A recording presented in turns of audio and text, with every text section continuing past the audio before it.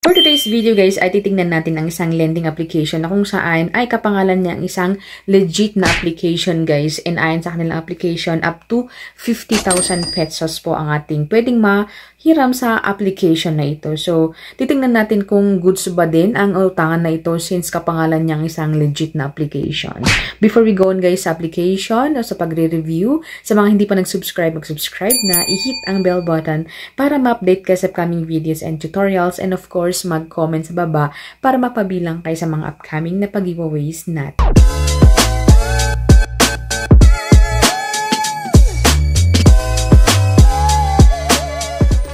Alright, so welcome and welcome back sa ating channel. For today's video, nga silipin natin ang isang application na kung saan ay pag nakita mo guys is mapapaklik ka talaga kasi nga kapangalan niya yung isang lending application na legit. At isa rin na nire-review ko guys na hindi ako nagsasawang mag-share din sa inyo sa loan application na iyon. So ang hotspot ng application na ito or ang video na ito ay si Tala Lending. O diba, Tala sa application sa Google Play Store is meron ding Tala na legit. So dito sa App Store meron ding Tala Lending, Tala Loan App Pro by Mabilis Loan Application Philippines. Andyan si screenshot guys. So kung makikita nyo, iba naman yung logo sa legit na application, iba naman ang logo dito. And ayon sa kanilang app guys, up to 93,000 ang pwedeng hiramin.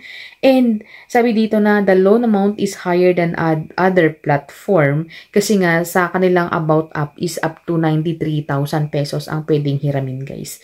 So upon downloading, ay hingi sila ng active na phone number kasi nga magsesend sila ng mga OTP at 90,000 daw po ang ating pwedeng hiramin. As you can see sa screenshot guys. Kasi pan entering yung mga OTP na ganyan is makikita natin yung pwedeng hiramin daw na 90,000 pesos. And then, click natin yung apply. So, pagka-click natin ng apply, yung identity verification ay mga pa-ID, pa-selfie. So, yung mga ID na pwede dito is driving license, UMID passport, national ID, TIN ID, health card. So, yun po yung recommended na ID. Pero pag wala naman daw guys, is pwede ang postal ID, PRC, SSS, pag-ibig, and yung voters ID. So, sa akin, ginamit ko na lang is aking PhilHealth card. And then, pagka pinicturean po natin ng ating ID is makaka-capture yung mga information like yung full name, ID number, birthday. Next is yung magse-selfie na tayo. So, may pa-selfie si Mayor, ganyan. And then, next is yung ating mga information na. So, education, marital status, number of credit cards, email, gender, residential address, loan purpose address, and then yung work information, company name, company address, company phone number, o diba? And then yung mga kailan tayo magsusweldo, kailan tayo magsasahod, ganyan. And then, next one is yung ating emergency contact. So, sila nangangailangan sila ng tatlo guys na emergency contacts. Next is yung ating withdrawal channel. O, diba? Apakabilis guys na mag-processing ng application na ito. So, ang pwede sa kanila ang e-wallet and bank card. Kung makikita niya sa screenshot, dalawang beses po tayo magbigay ng ating withdrawal ID, withdrawal account. And then, for me, ang ginagawa ko na lang is talagang ensure ko talaga na yung aking nilalagay is correct. Kasi nga, in case na auto-approval po ang isang application is automatic na magsesend po sa atin. Hihingi sila ng pangalan, first name, last name, and middle name sa ating dito sa ating withdrawal channel. And then, ayun na nga, at approve na nga tayo sa halagang 2,000 pesos. As you can see guys sa screenshot. So, 2,000 pesos and that is 121 days daw yung loan tenure niya. Secure loan daw siya guys. Sabi dito, product name, Secure Loan OM. So, kay Secure Loan pala to guys, iniba lang nila, ginawa lang nilang Tala Loan. Kasi pag marinig mo naman yung Tala is, mapapaklik ka talaga kasi nga, legit yung Tala, nasa SEC na website.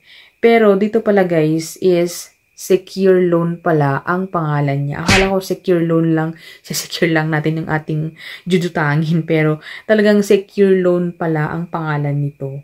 OM.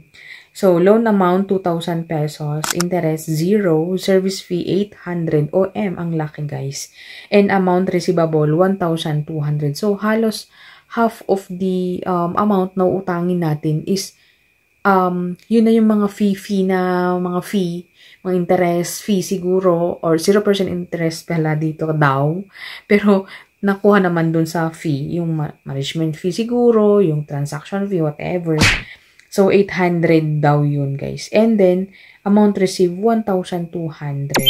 And ang payment plan niya is sa November 19. So, ngayon is November 13. So, 13, 14, 15, 16, 17, 18, 19.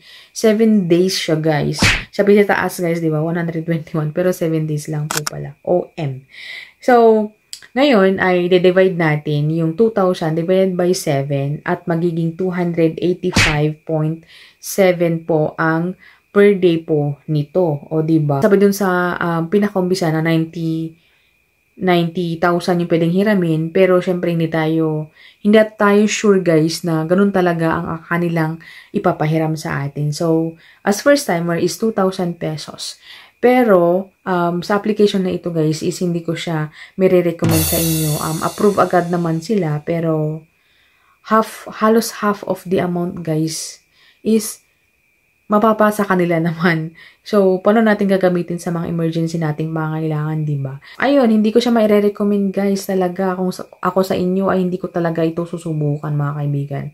Kasi nga, malulubog lang po tayo. So, isa naman pong loan shark po ang ating nakita, mga kaibigan. So, ngayon, ang daming mga loan application nating nakikita sa Facebook, sa YouTube, or kahit saan man, ay madami talaga, and maaakit talaga tayong pumindot gaya nito, guys, na sabi din nung natala, pero kay secure loan pala siya. So, natanggal si secure loan siguro sa App Store, and then ngayon muling nagbabalik na iba ang pangalan. So, wag po tayong magpadaya, guys. Manood tayo ng mga review tulad nito para sa ganun is at least malalaman po natin kung legit bang ating pinipindot or hindi, mga guys, diba? So, that's it, my video, and talagang hindi ko po maire-recommend ang application na ito. Pero, nasa inyo pa rin, mga kamay, yung control kung pipindot po tayo or hindi sa mga ganitong mga application, guys, na nakikita natin sa mga social media natin. So, thank you for watching, and I hope na nakatulong ito sa mga naghahanap ng review. Hindi po naghanap ng utangan, kundi naghanap ng review tungkol dito sa nakikita natin sa Facebook na Tala Lending. By the way, guys, nadadownload po ito sa App Store. Wala po sa Google Play Store. Pero wag nyo nang i-download, guys. Parang awan nyo na kasi malulubog po tayo sa mga jutang na ganitong mga malalaki ang interest. Pero 7 days po pala. So, thank you for watching again, and see you on my next video. Bye!